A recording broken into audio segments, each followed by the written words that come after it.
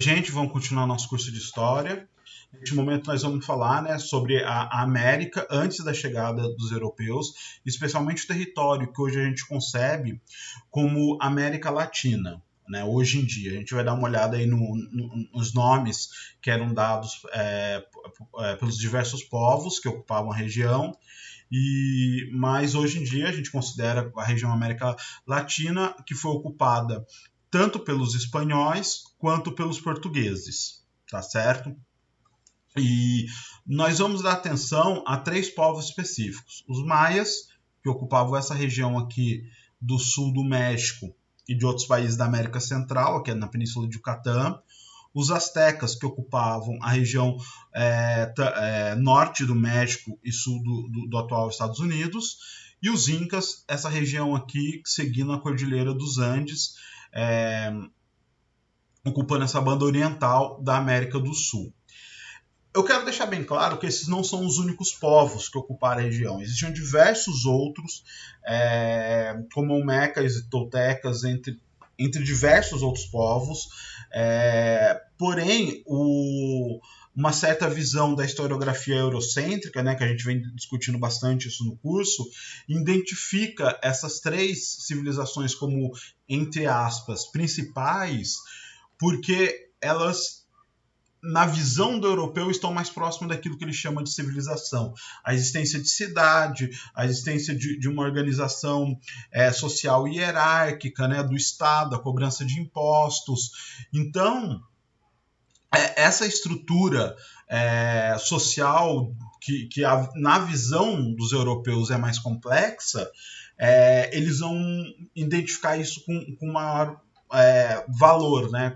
E isso vai influenciar a forma que a gente vê a história, de modo que a gente trata centralmente desses povos. É óbvio que é necessário fazer um recorte, né, já que é uma diversidade de povos muito grandes, não seria possível tratar de todos, né, nem na faculdade a gente consegue tratar de todos, e especialmente aqui que temos pouco tempo, fica difícil.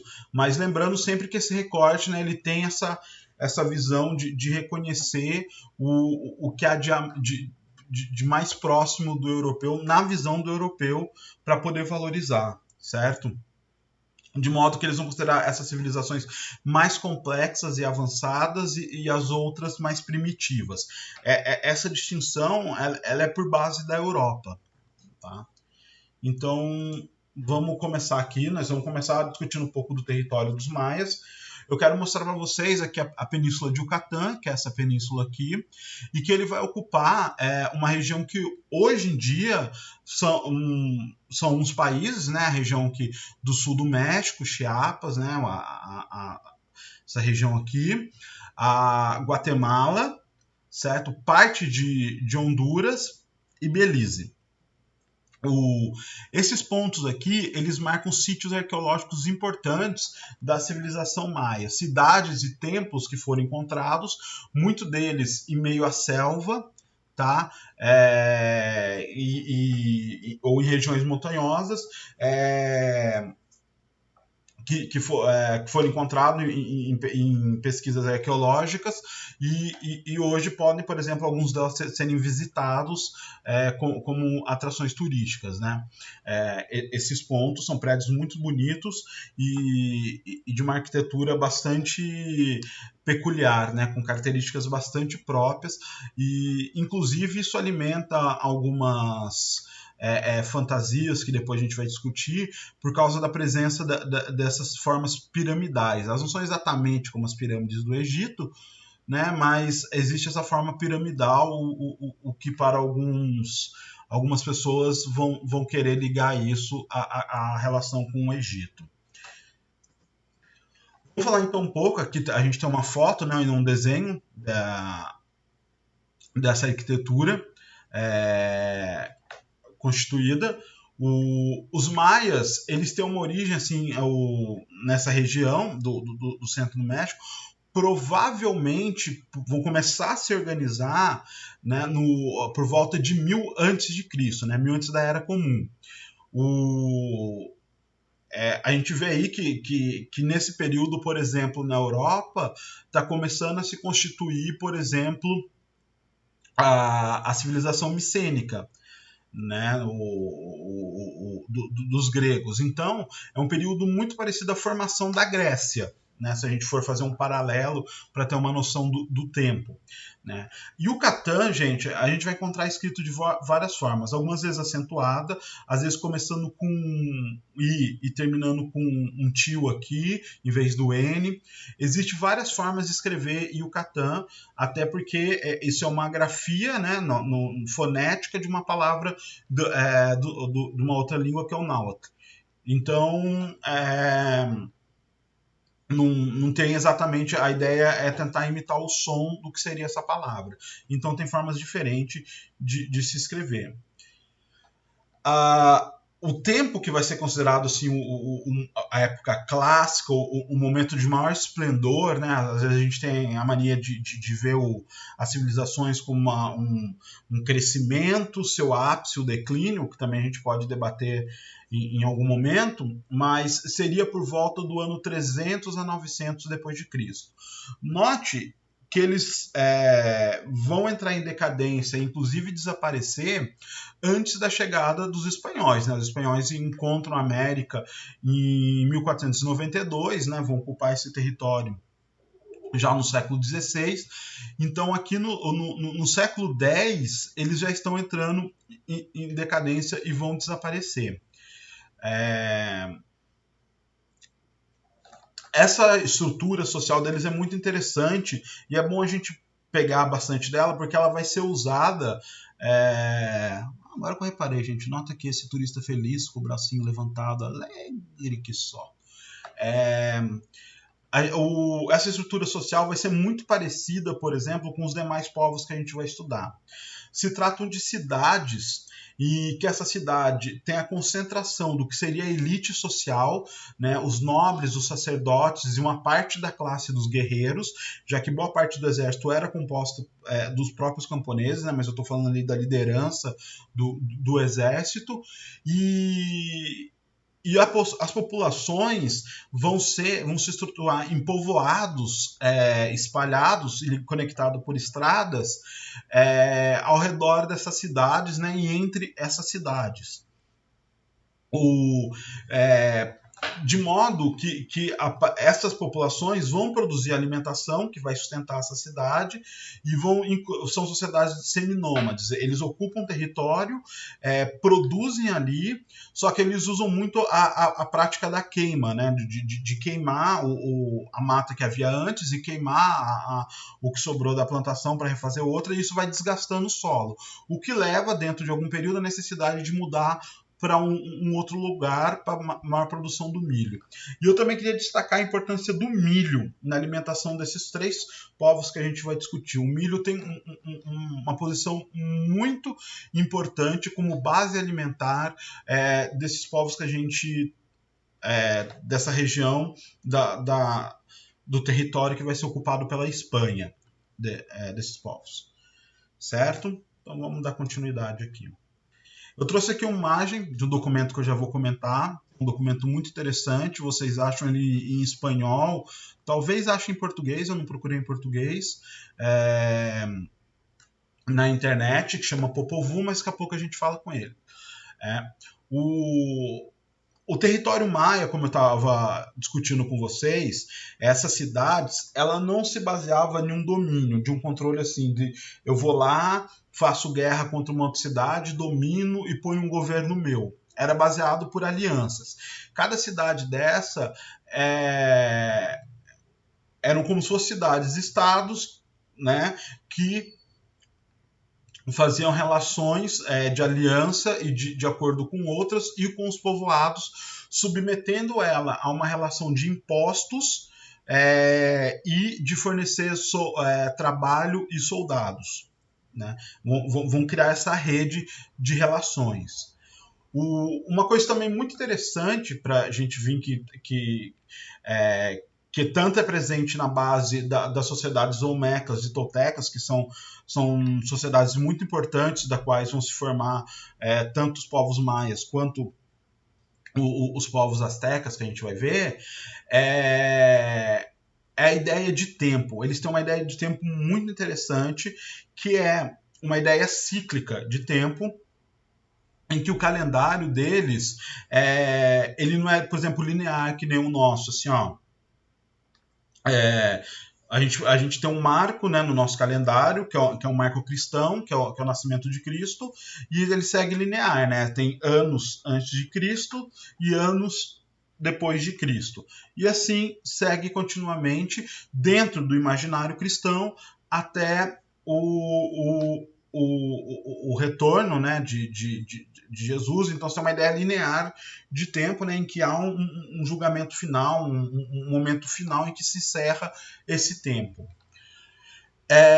Para esses povos dessa região do que a gente chama de Mesoamérica, que é aquela região ali do meio da América, né, onde está o México, Guatemala, Belize, Honduras, aquela região que a gente chama de Mesoamérica, dentro daquele povo vai ter uma ideia de tempo cíclico, ou seja, ele é circular.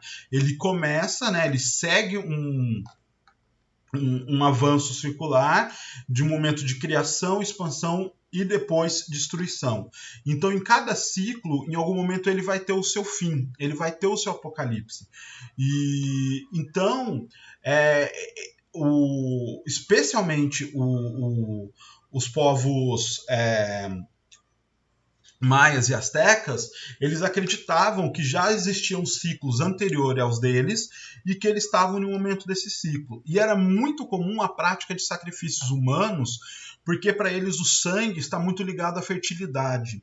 E é uma forma de saciar a vontade da terra, né, e dos elementos naturais, adiando assim esse apocalipse, esse fim do mundo por vir.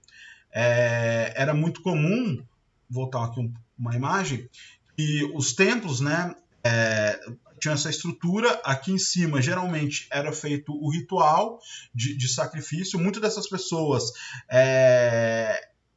que eram sacrificadas, algumas contra a vontade, outras inclusive eram voluntárias, era uma coisa considerada honrosa, e eles sacrificavam essa pessoa e deixavam o sangue escorrer pelas escadas para atingir o solo. Tá? Para a gente, na nossa visão social, na nossa visão de tradição europeia, isso é visto de uma forma extremamente selvagem e bárbara, mas a gente tem que se colocar e perceber que não é um ato de sadismo, de matar por vontade de matar, mas está dentro de uma concepção religiosa compartilhada por esses povos. Tá? E é interessante porque eles possuem uma matemática e uma astrologia extremamente avançadas, comparado, já que faz essa comparação com a Europa, né? Então também vamos puxar o lado em que beneficie eles, em que eles, nesse período que a gente está falando, possuem um calendário duplo. Esse calendário ele tem uma contagem, para a gente ser muito estranho, porque como o nosso tempo é linear, ele só tem um ano de 365 dias, que a cada 4 anos temos um ano bissexto que tem 366 dias. Né? E eles tinham no mesmo calendário 2 calendários. Um calendário era baseado no Sol, né, que é como é o nosso, né, o ano é uma volta em torno do Sol, então ele é formado de 365 dias, e outro é um calendário religioso composto por 260 dias. Então, era como se você vivesse numa sociedade que conta 2 anos dentro de um mesmo espaço. Assim. A gente está em um ano religioso e em um outro ano, vamos dizer assim, normal, ligado à agricultura, ligado às relações políticas. Né? Então, ele vive ao mesmo tempo usando 2 calendários. Isso pode parecer estranho, mas a gente pode lembrar, por exemplo, que outros países distantes, especialmente do Oriente, possuem outros calendários, diferente do nosso, né? Por exemplo, como a China. O Ano Novo Chinês é em outro dia, distinto do que a gente celebra. E é como se você vivesse numa sociedade que tivesse esses dois calendários, só que cada calendário tem uma função diferente. Uma é religiosa e a outra é, vamos dizer assim, civil, né? É de um uso social mais amplo. E é a relação entre esses dois calendários que determina esses ciclos, né, de uma aproximação do apocalipse, desse fim do mundo por vir, que daria início a uma nova era.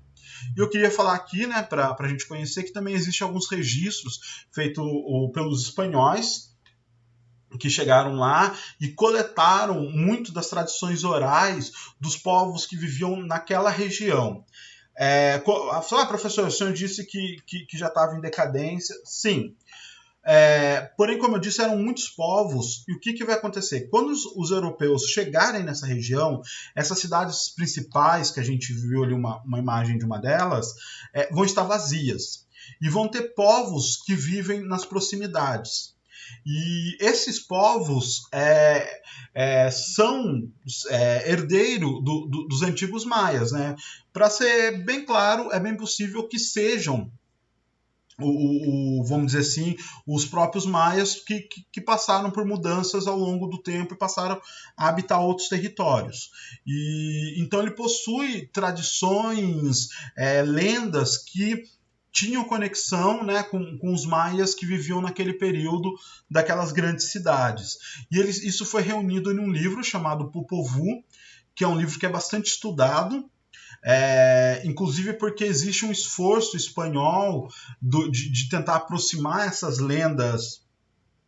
É muito difícil saber aproximar essas lendas da mitologia cristã, então é muito difícil você, como historiador, identificar o que dali é de origem da Mesoamérica, né, daqueles povos, e o que ali é a interferência dessas pessoas, esses espanhóis que escreveram esse Popol Vuh. Mas nele é muito claro a importância do milho como origem do humano e sua base, né, da sua vida. Nesse Popol Vuh deixa isso bem evidente para gente.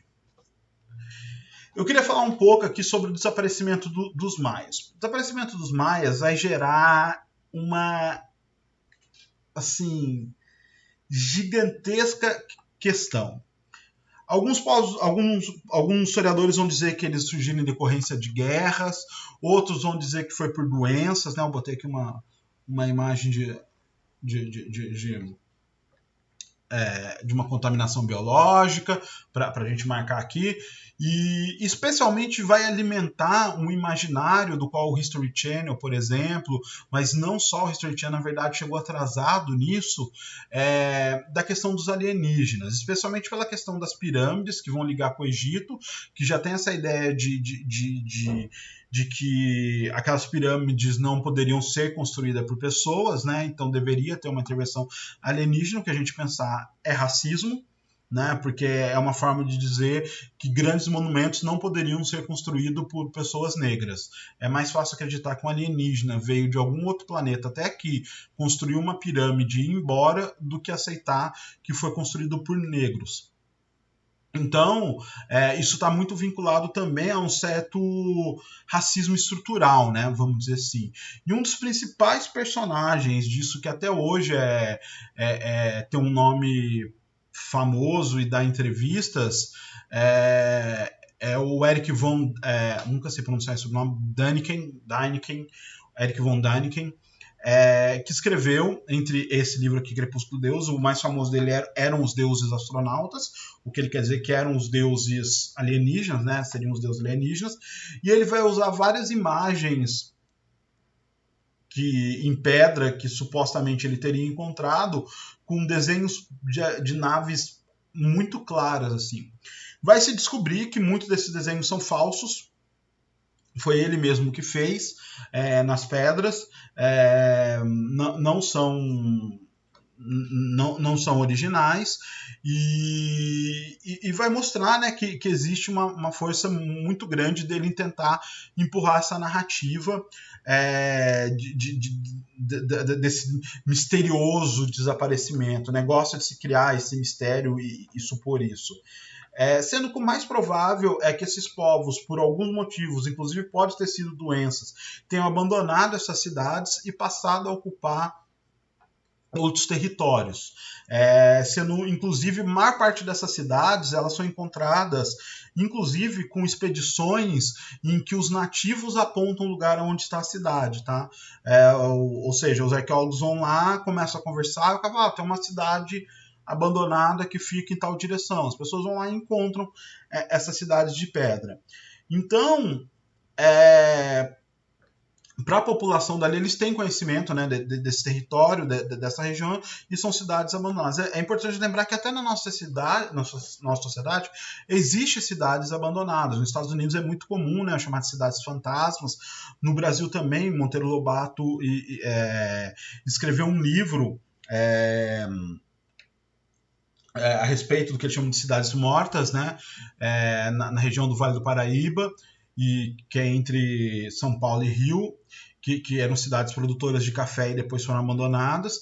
Então, isso não é uma coisa assim... É uma coisa interessante de se estudar, de se entender esse movimento, de como abandona a cidade, mas não é uma coisa assim única, exclusiva dos maias, a ponto de ter que supor que alienígenas...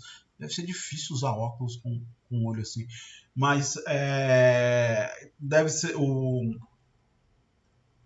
a ponto de supor que alienígenas tiveram que vir até aqui para desaparecer com os maias, certo, gente?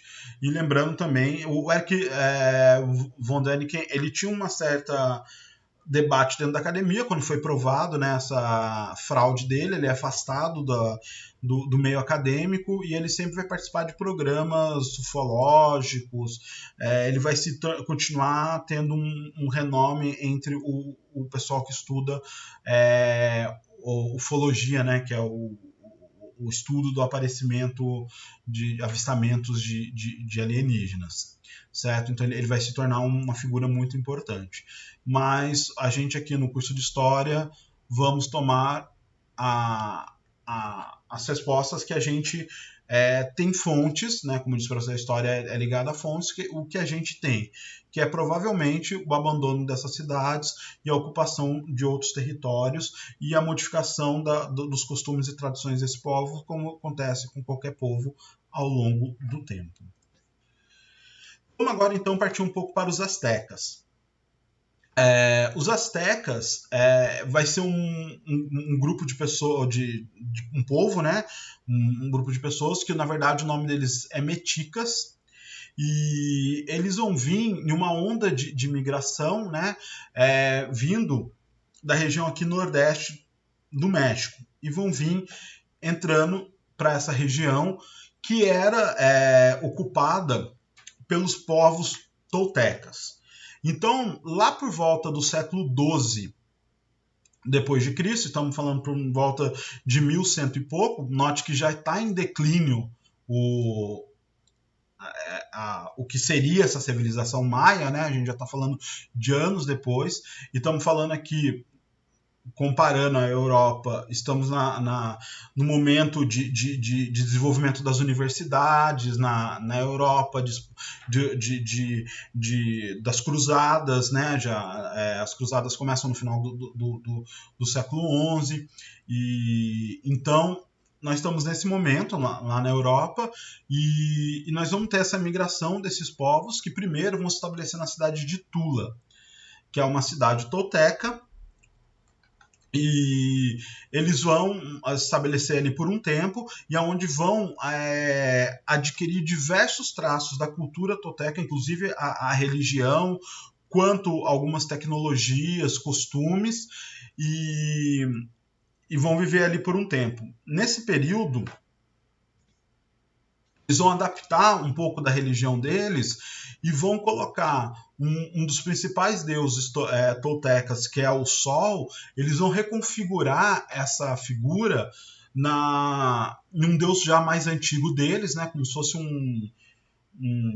uma espécie de tradução religiosa, vamos dizer assim, que é o Huitzilopochtli. O Huitzilopochtli. É muito difícil falar isso, eu sei. Geralmente a única dica que eu dou é que isso aqui é fonético. Então é só você ir lendo devagar. Huitzilopochtli. E não tentar falar rápido. Né? E a sonoridade do espanhol ajuda. Né? Isso aqui é tch, tch, Huitzilopochtli. Então vai ter esse deus, ele diz a mitologia, a crença do povo mexica, que ele vai indicar um lugar sagrado e muito fértil aonde o povo mexica vai poder se estabilizar e fundar sua própria cidade. E esse povo vai sair em caminhada, em jornada, em busca desse lugar. Né? Nos lembra um pouco o caminho, né, do povo hebreu pelo deserto. Mas, obviamente, aqui a gente vai ter outras características, esse paralelo por si só não se sustenta. Mas vai ter uma lenda que é o seguinte: eles vão saber que eles chegaram no lugar escolhido pelo deus deles quando eles avistarem um cacto aonde uma águia estará comendo uma cobra, né? Que pegou uma cobra como presa e estará devorando ela em cima de um cacto. Inclusive, essa referência está na bandeira do México hoje em dia, que no centro da bandeira do México tem essa imagem que vem dessa tradição aqui, né, referindo a essa região. Já vou mostrar para vocês o porquê. A cidade que eles encontram vai ficar no centro de um lago muito importante, chamado Texcoco. E nesse lago eles vão fundar a cidade, lembra? Só falar devagar. Tenochtitlan, né, que eles vão construir uma ilha que ficava no centro desse lago, e nesse lugar eles vão avistar essa imagem da águia com a serpente, né, a presa em cima de um cacto, e ali eles vão se fixar e constituir essa cidade incrível, que é uma cidade que nos lembra, hoje em dia, né, sempre tem maneira de comparar, falar que é a Veneza das Américas. Por que não dizer que Veneza é Tenochtitlan da Europa? Eu acho mais interessante. E é uma cidade que ela é toda interligada, como vocês podem ver, por canais. Então existe uma grande circulação, né, através de pequenas canoas e pela cidade, e ela está em parte flutuando, vamos dizer assim, no lago, né? E outra parte são aterramentos, são quando você joga terra e forma ilhas artificiais. Então vai se desenvolver essa cidade, que é uma obra incrível, e existe pontes, como vocês podem ver aqui, que ligam essa cidade à região ao redor do lago, né? Não vou dizer continental, porque não se trata de uma ilha em relação ao continente, né? Isso é um lago dentro de uma região continental. Então, mas se liga ao território ao redor do lago, né? Que compõe um lago. Essa cidade, ela tem uma estrutura social muito importante e uma estrutura de produção muito única. E eu também gostaria de responder a questão lá do mapa do México. Essa cidade ficava aonde hoje é a cidade do México, que é a capital do México. Esse rio foi aterrado, ele não existe mais, né? Foi jogado terra em cima. Inclusive, isso é muito comum nas construções de grandes cidades. Geralmente, grandes cidades, ou até mesmo cidades pequenas, destroem nascentes de rios, destroem lagos para serem construídas. E isso até hoje em dia é um problema grave, por exemplo, porque afeta tudo, né? Afeta todo um ecossistema complexo, a qualidade do solo. E então esse lago vai ser aterrado, e aqui é onde estaria hoje a cidade do México, que é a capital do México. Eu queria mostrar para vocês como era a produção nessa cidade. Essa cidade não existe uma zona rural e uma zona urbana, como a gente costuma ver hoje em dia. É tudo ao mesmo tempo. Eles produziam nisso que a gente chama de tinampas. As tinampas são essas estruturas aqui, onde a pessoa andava de barco no meio delas. Isso é usado até hoje em dia em alguns lugares para produção, especialmente lugares que tem pouco território para plantio, né, e tem muita quantidade de água, em que você fazia essa estrutura de ilhas artificiais e estruturava elas no lago, fazia esses aterros e fazia o plantio neles. Então, a gente vê aqui o desenvolvimento de uma tecnologia extremamente interessante de plantio e que hoje a gente aí, né, se gaba das nossas técnicas hidropônicas e no geral, e a gente vê coisas semelhantes ou próximas a isso já em momentos mais antigos e na estrutura da América. Eu queria falar um pouco sobre a informação do Império Metica. Tá? Por volta do século XV, isso é 1400 e pouco, a Europa está vivendo o seu momento de renascimento comercial, formação dos estados nacionais. Nós vamos ter a formação de um estado, de um império metica aqui na região da Mesoamérica. Esse império ele vai ser fundado especialmente por 3 cidades-estados. Cada uma vai ter, né, o seu governo. Geralmente há um acordo de que há uma eleição para eleger quem vai ser o governante maior, só que há um acordo de que se mantém o imperador de Tenochtitlan como o líder maior, né? No caso, quando chega os europeus na figura do Cortés, que a gente vai estudar ainda, com o intuito de dominar e conquistar esse território, esse Império Metica está bem no seu momento de maior crescimento, né? E ele estabelece alianças com 2 cidades, Texcoco, que ficava à margem do rio que recebe o mesmo nome, e Tlacopan. Essas 3 cidades vão fazer uma aliança, elas compartilham de língua parecida, de religião parecida, e vão começar a submeter os povos ao redor em alianças de pagamento de impostos muito parecido com o que a gente viu dos maias. E, inclusive, isso vai gerar algumas guerras e enfrentamentos locais, do qual o Cortés vai se usar para poder se aliar a inimigos de Tenochtitlan, né, e do Império Metica, para poder conseguir vencer esse império e dominá-lo. Eu queria falar aqui de uma entidade mística muito importante para esse povo, que inclusive vai ser importante depois para a gente entender um pouco da história, né, da conquista de Cortés, que é Quetzalcoatl. Gente, eu não consigo. Eu tinha que falar isso nas minhas aulas de América, eu achava dificílimo. Quetzalcoatl.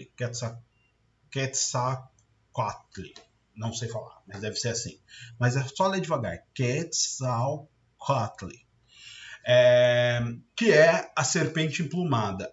Essa serpente emplumada, tá aqui uma imagem dela, e aqui é ela numa escultura, um ornamento de um prédio metica, né, de um templo metica.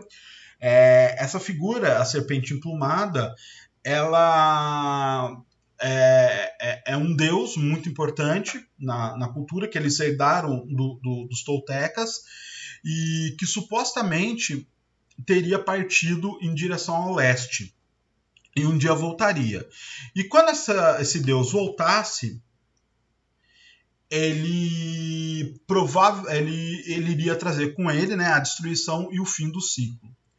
Como eu disse, assim parecido com os maias, o Mexica tinha um calendário também extremamente elaborado, com um ciclo religioso, né, e um ciclo baseado no sol. aqui está uma imagem disso que é chamado calendário do Sol, a Pedra do Sol, né, o nome dessa pedra, se vocês quiserem procurar na internet, que marca o avanço do tempo nesse calendário, e como vocês podem ver, ele é circular, né? E então ele tem esse princípio de que um dia irá chegar esse momento de destruição.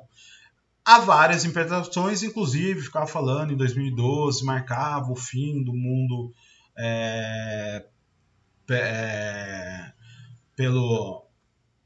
pelo calendário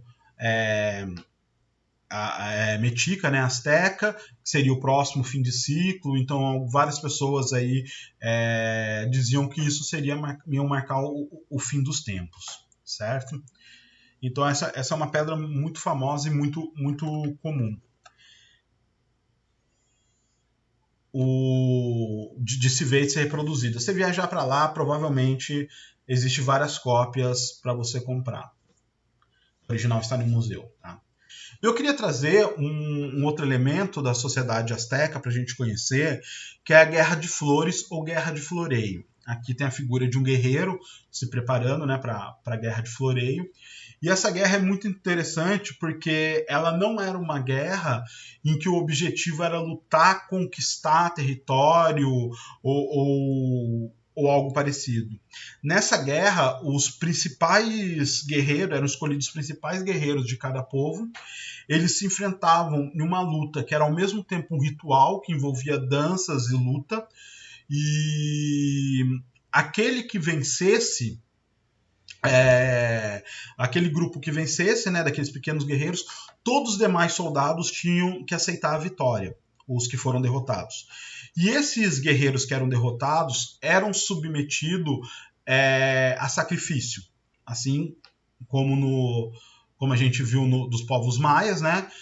Os meticas também praticavam o sacrifício humano para atender esse desejo de sangue dos seus deuses, né? E fartar a terra. E a guerra era um desses elementos importantes para fornecer esses sacrifícios. Tá? Continuando, vamos para o último povo aqui que a gente vai estudar, que são os Incas. Os Incas já é um povo que tem um distanciamento de cultura maior do que em relação àqueles povos da Mesoamérica, que eles tinham uma aproximação religiosa maior, né? Vinham de povos que compartilhavam vários elementos culturais, não que não houvessem trocas, né? Hoje se sabe que toda essa região, inclusive em direção aqui ao norte, como em direção a leste, né? Nos povos que estariam ocupando o território brasileiro, existia estradas que conectavam todos esses povos. Hoje se sabe disso. Esses povos, em momento algum, são isolados, tá? Alguns estão afastados em matéria de tempo, né? Como a gente viu. Aqui vai ter um povo, os Incas, que vão ocupar a região ao redor do lago Titicaca, será um dos povos, existem diversos povos que ocupam, né? Vai ser um desses povos, e eles se fixaram, né, na cidade de Cusco, no Vale de Cusco primeiro, e depois fundam a cidade de Cusco, por volta do século XII.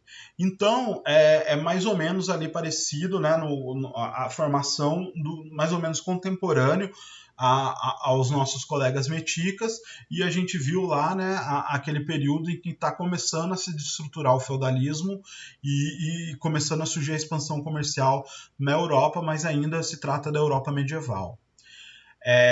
Entre os séculos 13 e 15, eles vão se expandir. Note que eles vão sair dessa pequena região e vão conquistar tudo isso aqui na nossa legenda, né, se vocês puderem dar uma olhada, vocês vão ver que vamos dizer assim, um calendário de expansão e conquistas desse povo Inca. E eles vão desenvolver, pegando toda essa região, né, se limitando aqui pelos Andes, atingindo até a região do sul da Argentina até uma partinha aqui da Colômbia, né, um território gigantesco. O imperador deles era uma figura considerada sagrada, né? Uma figura divinizada. Ele era tanto líder religioso quanto líder de Estado, e ele ficava na cidade de Cusco, que comandava todo esse território. E a própria cidade de Cusco era considerada sagrada. Tá certo? O sistema de social era muito parecido, né, com o Azteca e o Maia que a gente viu, de submeter sociedades. Eles ocupavam territórios muito altos, né? Estamos falando do Andes, estamos falando de uma cordilheira. Eles ocupavam territórios de difícil acesso, né? Hoje, por exemplo, a gente tem a cidade de Machu Picchu, que era uma cidade deles. O próprio Cusco, né, uma cidade deles, que ficam em territórios altos, né? A gente vê isso, por exemplo, quando tem o torneio da Libertadores da América e vai jogar na região da Bolívia, né, que os jogadores têm dificuldade com a questão do ar ser mais rarefeito devido à altitude, né, eles ocupavam essas regiões e inclusive fazia parte do consumo, especialmente pelas classes mais nobres e sacerdotes, do consumo da coca, da folha da coca, porque ela abre o sistema respiratório e permite você oxigenar melhor o seu corpo e seu cérebro, mas eles vão estabelecer, né, uma relação de controle dessas pequenas povos, pequenas aldeias que viviam na parte mais baixa, né, aos redores dessas regiões montanhescas. E desses povos eles cobravam impostos que eram pagos tanto quanto produto em forma de produtos alimentícios, lembrando da importância do milho, né? Que também tem uma importância muito grande para o povo inca, da base da sua alimentação, assim como o que eles chamam de mita. Gente, guarda isso que vai ser muito importante para a gente depois entender o processo de colonização espanhola, que era uma espécie de trabalho que os camponeses das propriedades mais baixas tinham que prestar nas terras do imperador ou dos sacerdotes. Eles iam para essas cidades como Cusco e trabalhavam durante um período de tempo nas plantações, nas construções, e era uma forma de pagamento de imposto, né? Esse trabalho nas minas, e o que vai ser fundamental depois para os espanhóis. Então tinha essa questão do trabalhador. E eu queria trazer também que tanto na sociedade asteca e maia, enquanto aqui no Inca, não existe a ideia de propriedade privada. Tá? Eram propriedades comunais, e a diferença é que alguns grupos se situam em alguns territórios e outros grupos em outras. Mas essas aldeias eram territórios comunais em que a plantação, o resultado da colheita era dividido entre todos. Era com a ideia de alimentar a todos. Né? Não o dono daquela propriedade tinha direito ao que era produzido nela. Então, especialmente entre esses povos que estão sob domínio e controle dos incas, ou lá no caso dos meticas. Então isso é uma coisa muito interessante da gente ver, a inexistência da ideia de propriedade privada entre essas sociedades, apesar de existir uma estruturação do Estado e de classes hierárquicas e do sacerdócio, né? A gente tem essa característica. E eu gostaria de mostrar para vocês um sistema que eles criaram de plantação que eu acho tão surpreendente quanto o que a gente viu da cidade de Tenochtitlan, em que eles criavam esses terraços para plantio. E é muito interessante, eu vou mostrar aqui uma outra imagem desses terraços para ficar mais claro. Dependendo da altitude, a plantação é diferente. Por exemplo, só é possível plantar milho até cerca de 3.000 metros de altura. A partir disso ele não vinga, né? Ele o cultivo dele não prospera. Então, acima disso era plantado, por exemplo, batata, outros tipos de tubérculo. Então, dependendo da altura, eles plantavam coisas diferentes. E eles criavam esses terraços ao longo da região montanhosa dos Andes, né, que é uma cordilheira, e faziam as plantações nessas estruturas aqui, que parece uma arquibancada, né? Vamos dizer assim, uma arquibancada gigante, uma arquibancada para gigantes. E então eu acho essa estrutura aqui muito bonita e é muito interessante porque é uma visão muito diferente da nossa, porque de certa forma eles buscam harmonizar com o espaço que eles têm as relações produtivas deles, né? A gente vê, por exemplo, no Rio de Janeiro, na estruturação do Rio de Janeiro, o drenar pântanos, inclusive destruir montanhas para constituir regiões mais planas, para poder fazer casas, o trânsito. E então você tem uma ação muito mais violenta em relação à geografia do que desses povos. Então, que vão, de certa forma, se estruturar em relação com o ambiente em que eles vivem. Gostaria de trazer também para vocês um conceito ligado, muito importante a essa tradição dos Incas, que é a Pachamama. A Pachamama é um termo que eles usam para designar a terra. Existe inclusive o dia da Pachamama, né, em que eles fazem um ritual em homenagem à fertilidade, em agradecimento, né, à fertilidade e à prosperidade da terra, e especialmente na ideia de compartilhar. Eu trago aqui um verso de uma música de uma banda chamada Calle 13, que fala sobre a América Latina, chama América Latina, a música você pode procurar, Calle 13, escreve com 2 L's, né, e 13, o número 13 mesmo, chama Latinoamérica, e eles falam aqui se comparte lo mío es tuyo, ou seja, aqui se comparte, o que é meu é seu.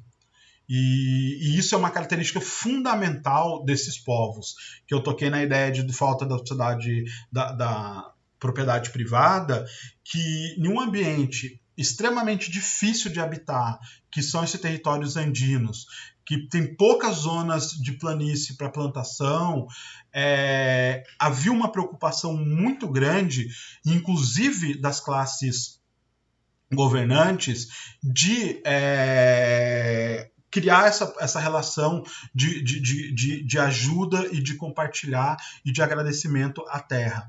Muito da produção que era feita na terra do imperador, que era estocada, ela não era só para consumo do imperador, mas era também para consumo em momentos que tivesse alguma crise de alimento, teve algum problema com chuva e perdeu a plantação, esses alimentos eram para ser compartilhados.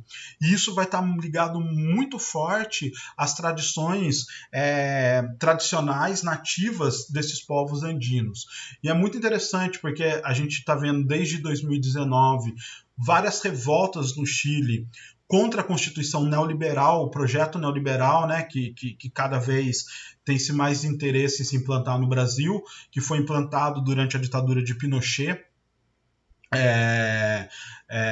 no Chile, e que gerou, por um lado, uma classe muito rica, gerou também uma classe muito pobre e endividada, que não possui menor condições de garantia de segurança social, de previdência, e que rompe, né, com esse laço do aqui se comparte, lo mío es tuyo. E então estamos vendo, né, a convocação de uma nova constituinte, a implantação de um novo projeto econômico hoje no Chile, inclusive em um momento maravilhoso dessa revolta, em que se levantaram no centro do Chile, numa praça central, a bandeira do povo Mapuche, que é um povo, né, tradicional indígena que ocupava a região do Chile, um dos diversos povos, né, como eu disse que além dos Incas existiam diversos povos, mas que ocupava esse território do Chile e tinha essa noção da Pachamama, né, dessa mãe que nos fornece alimento e do qual a gente busca viver em harmonia. Também gostaria de trazer aqui que foi acordado entre diversos povos nativos da América o uso do termo Abi Abya Yala. Esse eu consigo falar, tá, gente? É que eu engasguei mesmo. Um Abya Yala, que vem da língua do povo Kuna, que significa terra madura ou terra viva, como está escrito aqui, terra em florescimento. E foi adotado como termo para América. Tá? A palavra América foi dada, para o continente em homenagem ao navegador Américo Vespúcio, para a tristeza do Colombo, que foi o primeiro a chegar, mas foi dado em homenagem a Américo Vespúcio, é um nome dado pelos europeus. Então, os povos nativos, num congresso indígena, em 2004, votaram, né, para adotar o termo Abya Yala como referência ao continente americano.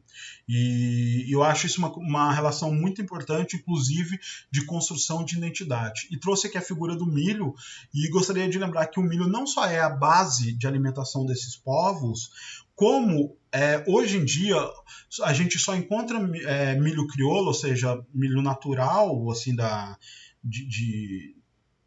sem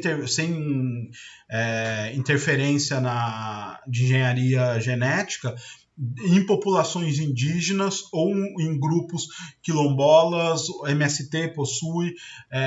No mais, toda a produção de milho ela é transgênica. Você pode olhar em qualquer coisa de milho, vai ter lá o símbolozinho, né, de produto transgênico, porque todo milho ele passou aí, foi um alimento que foi que conseguiu se evoluir muito a tecnologia de controle do gene desse alimento, e os únicos povos que ainda possuem sementes da preservação dessa planta, né, são esses povos indígenas, e para eles isso é muito importante. Então existe também uma luta, porque muitas dessas plantas geneticamente alteradas, elas são alteradas de modo que quando uma planta uma semente geneticamente alterada vai gerar um milho que, quando ela cruzar com um milho, vamos dizer assim, natural, né, crioulo, a planta que vai nascer ela é infértil. Então, a semente dessas plantas geneticamente alterada mata a semente. Por quê? Porque você obriga você a comprar milho das empresas que produzem isso, e evite que você compre milho só uma vez. Né? Como não vai dar para fazer muitas plantações, porque vai acabar a semente, você é obrigado a comprar novamente. E isso também é uma forma de prender esses povos a essa rede econômica de compra de milho. Então é uma luta de resistência deles, de manter essa cultura de produção do milho. No final do nosso vídeo, que eu já sei que está bastante longo, eu queria indicar um filme do Mel Gibson. Inclusive, se eu não me engano, ele é diretor do filme, tá? Estou falando aqui de cabeça, eu posso estar errado. Mas o filme chama Apocalipto. É um filme, às vezes é um pouco difícil de encontrar, mas acho que se vocês conseguirem ver, ele traz muito dessa sensação de uma sociedade que vive diante da possibilidade de um fim, de um apocalipse, e como isso é iminente e pode acontecer. Então é um filme que traz, né, muito desse aspecto, né, dessa possibilidade, né, de um fim provável. E esse fim é ligado a um recomeço. Lembra que são ciclos, né? Então esse fim é um fim do mundo o qual eles conhecem, mas o nascimento de um outro mundo, que não deixa de gerar um certo medo do desconhecido. Então, gente, a gente fica aqui. Desculpa aí novamente pelo vídeo comprido, mas esse conteúdo aí é um conteúdo bastante importante para a gente conhecer um pouco da história da América, né? Ou de Abya Yala. Certo, pessoal? Obrigadão.